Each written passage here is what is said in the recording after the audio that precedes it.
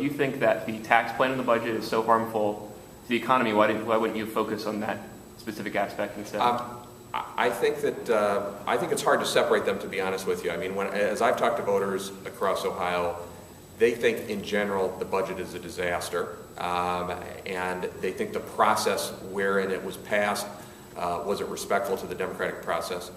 It gets a little bit more complicated legally when you try to unwind the fiscal portions of the budget. So without getting too much in the weeds of it legally, there's a much cleaner way to fix the problems, I think, on some of the women's health issues, because they are not tied as much to the whole structure of the state budget. If you take away a budget is constructed, I can tell you this from having been a mayor, having been a county executive, having been in a municipal government for 12 years and county government now for my 3rd year, a budget is created with, it's kind of like a 3-legged stool or a 4-legged stool. And if you start repealing portions of it that finance the budget, it creates an enormous ripple effect. It becomes very difficult to do that. I'm not saying it's impossible, and I haven't given up on it, and we are looking at if there are specific portions that we think are objectionable and could be taken out, but you also get, I think, there's an increased chance that you're going to have legal challenges on it as well.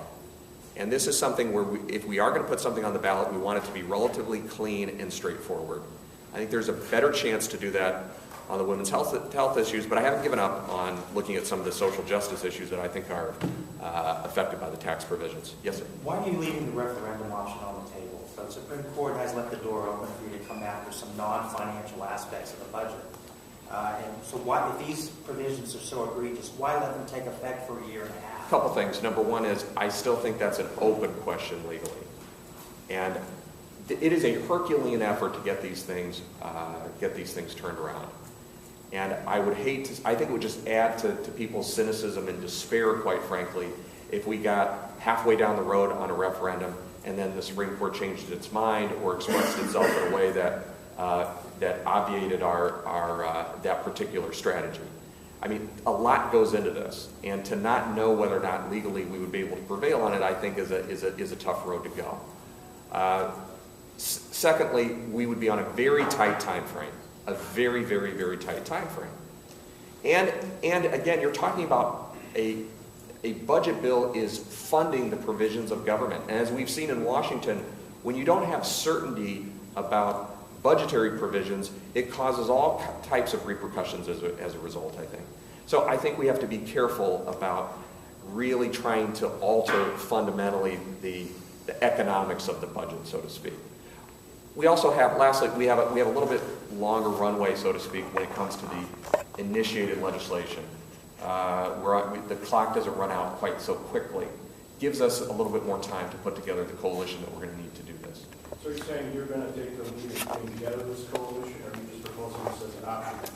I've been having conversations ever since it passed, actually, with, again, people all over the state. Some of them are representing organizations that have already made their opinions known on this issue.